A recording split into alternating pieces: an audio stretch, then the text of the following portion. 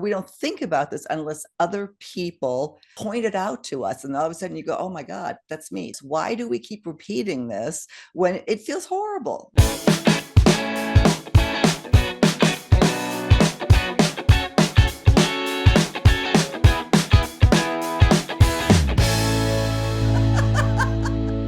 Thank you so much for tuning in again to Second Act TV. So happy to welcome back Sandy Weiner, the author of Choice Points in Dating and the founder of Last First Date. Sandy, thank you for being here again. Silke, I am always happy to be here. Well, today we have a little bit more of a serious topic, I think, and that is repeating dysfunctional relationship patterns. And the reason I thought this was so important when, of course, one of your articles, and I read it, is that we don't think about this. We don't think about this unless other people point it out to us. And all of a sudden you go, oh my God, that's me. That's where I was going. So my first question to you is, why do we stay in this? Why do we keep repeating this when it feels horrible? You have here 4 reasons why we repeat destructive patterns. And the first one is that it's familiar. What do you mean by that? Yeah, we don't even realize that things that are familiar to us are usually familial from our family, but it's familiar. So I will share an example of a familiar pattern. There's a woman who I've worked with who somehow ends up dating alcoholics all the time. Doesn't understand. She thinks, that, well, they drink a little bit. They don't call themselves alcoholics. They sometimes treat her nicely, but when they drink, they're mean. And so it takes a while for these relationships to develop. And they all end the same way. And she had no idea why she was attracted to these people. She knew they were bad for her, but on further exploration, it turned out that she had a brother who died of alcoholism. He was in his late 40s. She felt responsible. And so she goes into these relationships hoping she can change these people and somehow heal the relationship she couldn't heal with her brother. So it was very familiar to her. And there also was this need to fix the relationship that she had no control over. But that's more unconscious, right? I mean, you don't go, Very okay, unconscious. I'm going to find this person that I can fix. You just do it. It's innately ingrained in us. Again, that we learned when we were children. And like I said at the beginning, we don't think about this unless it's No. pointed out. So I'm hoping that today's segment, might be an aha moment for some of you listening. Well, we learned it growing up. We've already alluded to that. That's another way. Yeah, so not only do we learn it growing up, so I just spoke about a brother and it was much later in life. And we also learn in childhood a lot of the core beliefs that we take with us, like we're going to be abandoned because we had a parent who got divorced, or we had a parent who died, or even a sibling who died. We learned in a chaotic home that to cope and to live in this home, we have to be quiet, or we have to be people pleasers. And so we learn coping skills and we learn core beliefs in our families. And then we unconsciously carry these patterns into our relationships as adults. And so we have this fear of abandonment. We will get into relationships where it's almost going to be guaranteed that we're going to be abandoned because this person isn't even available to us. And so we kind of just keep recreating these scenes because unconsciously we still want the love we didn't get, or we want to heal what we didn't heal yet. And sometimes when you listen to this, and again, I'm talking to our viewers, some to go, oh my God, all the psychology, goobly goop and whatever. If you think about it, this happens all the time. And if you don't put yourself above, this is not me, or like really looking in, which is part of working on yourself, it is absolutely incredible what you find that you can heal and all of a sudden have an answer for. And I say that because that's what I did. That's why I think this is so important. Number 3 here said that we want, well, to heal our childhood relationships. We talked about healing, but what specifically childhood? Was there something you wanted to add to that?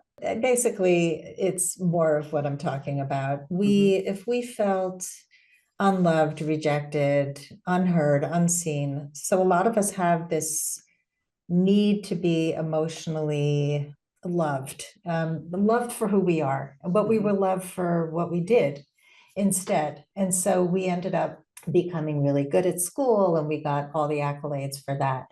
If we end up in relationships where we end up doing too much because that was the way we were shown love, Yeah. we will continue to have these behaviors, but it's this unconscious need to heal, to have that family member love us more. It's this crazy thing. I grew up in a family without boundaries. So of course I Right. chose a partner who didn't respect my boundaries. Mm-hmm. And I had no idea.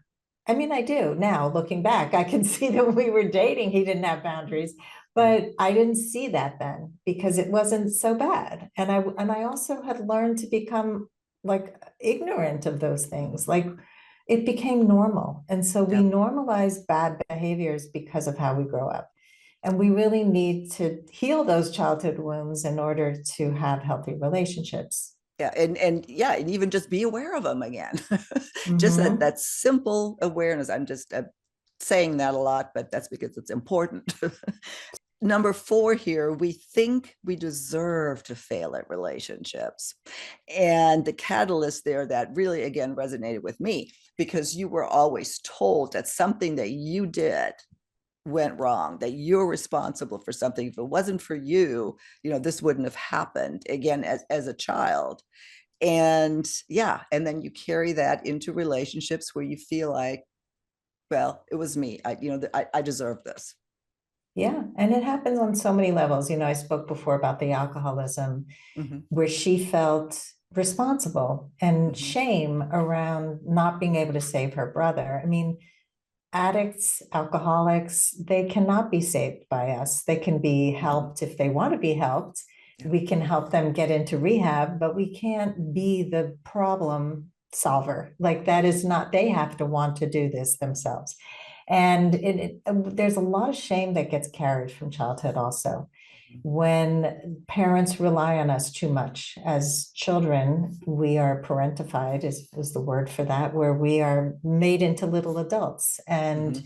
parents tell us too much. They tell us that if some people, parents are terrible, like they'll say, we never wanted you.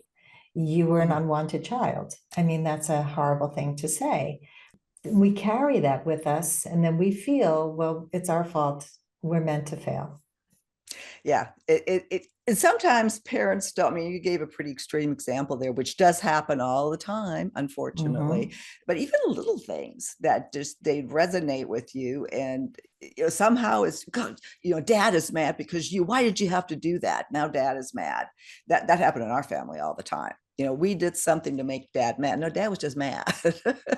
We didn't. We might have been the trigger, but that's not that affects you so much later in life. And again, lots of the stuff I'm learning through this show where I just go, oh my goodness, if had I only know then what I know now. Yeah, so what you just shared, Silka, and as painful as it is, I actually have a good friend whose father was abusive with her, only her out of the 3 kids in the family.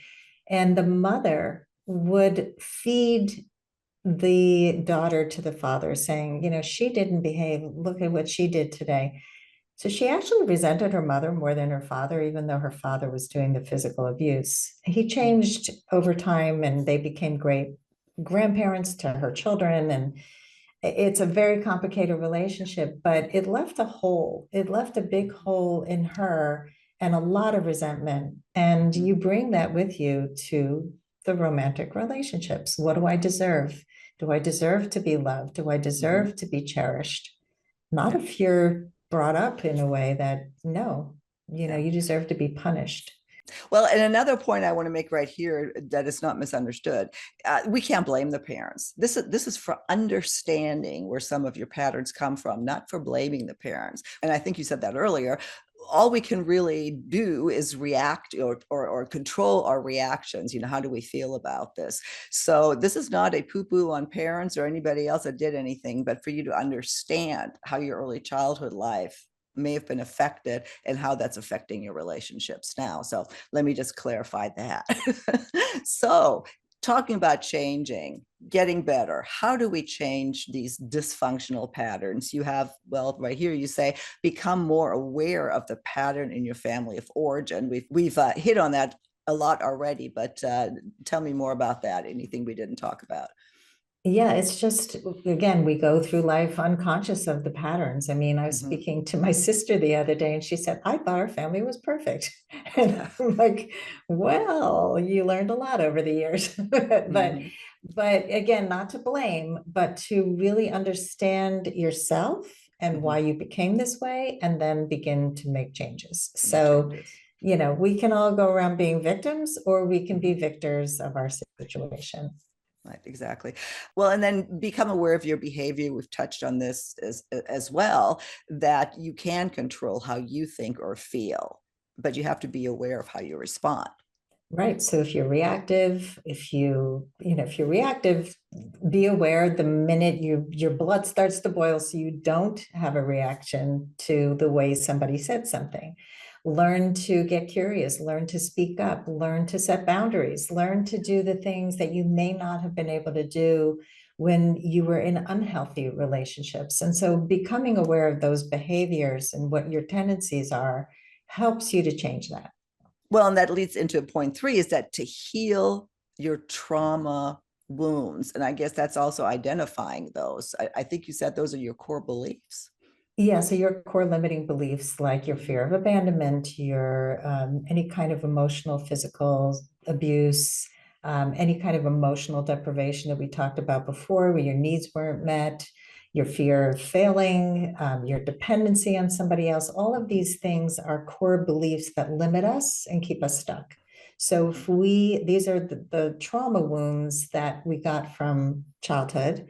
And Mm-hmm. then, in order to attract the healthy relationship you're looking for, you need to begin to heal those wounds, and usually doing it with a therapist or a coach Yeah. like myself. Yeah, I was going to say that takes a lot more depth to it, especially once you identify something that's really was traumatic.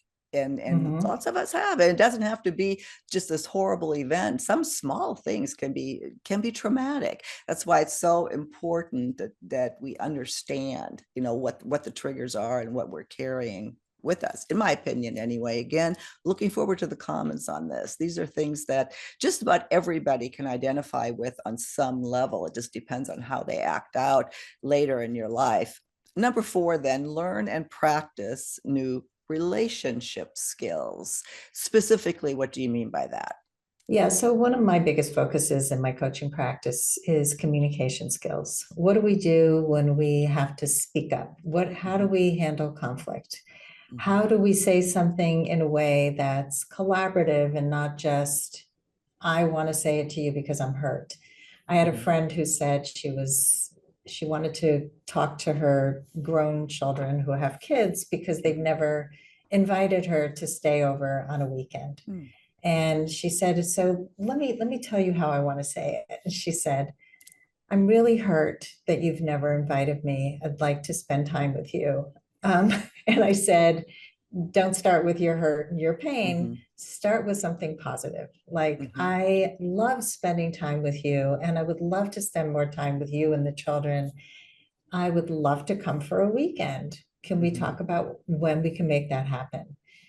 For her, there was a lot of core wounds that came up. My friends all get invited to their grandchildren's houses, and I feel rejected, right? So the Mm-hmm. rejection wound came up. So we have to learn how to say these things. We have to Mm-hmm. learn how to regulate our emotions. We also have to be kind to ourselves, and practicing self-care and self-compassion is a big part of this as well. Yeah, I think you have that here as step five. That was again something that hit me strongly. Uh, you become aware of the tapes in your head that you're constantly Yes. beating yourself up, and that, yeah, that's harder than you think too, to stop that. Yeah, and we are often very impatient with ourselves as we're learning new skills. We think we didn't Hmm. get it right and we said it wrong. Like I didn't shame my friend for saying what she said and the way she said it. Hmm. She had held this in for like 2 years, by the way. Hmm. So there was a lot there and it brought up a lot for her. And so as we're learning to say things in different ways, to set boundaries, they're going to come out weird in the beginning. They're not always going to be received well, but you are trying and you're Hmm. breaking patterns. And so be kind to yourself as you learn new skills and as you start to break these dysfunctional relationship patterns. I love the example that you gave of just starting with something positive. Again, that's something concrete that if you're listening, you can do that. That's something you can take away and do that right away. Because you do when you try to tell somebody, well, I want more hugs or I want this or come out and do it positively. Again, I'm talking to myself because you just gave me an idea. Is, I really like it when, or I really like this, and wouldn't it be nice? I mean, that's kind of what you're saying, right? Yeah, and also to start with positive intent. We come Mm-hmm. in thinking they're going to probably say no. And Mm-hmm. they probably didn't invite me for this reason, or they're probably not including me for this reason. Like we make up Mm-hmm. stories in our Uh-huh. heads. Yeah. And that leads us to say things and to behave in ways that are really not going to bring the other person into the conversation. And so starting with positive intent, we don't believe they did anything to get back at us Mm-hmm. to because they hate us, but that they are not even aware of what's Mm-hmm. going on for us. Yeah. So I really love it when you bring me flowers. So, being able to say, I love that you did this. And Mm-hmm. I even love it more when, would you be willing is a good way to start a sentence too. And just to learn how to communicate better. I mean, I have a whole course on communication skills. I have courses on boundaries because these are so hard for us to do. Right, exactly. And Sandy, as always, we will link to all that. I know you have classes that come and go, so always check the show notes on our interviews with Sandy. Obviously, your coaching page. If anything resonated here today, please contact Sandy, men and women. And then, of course, your book. There's so much in there that is a blueprint for relationships and a lot of the stuff that we talked about today. So, Sandy, again, thank you so much. This was a very important topic, and I look forward to our next conversation on Second Act TV.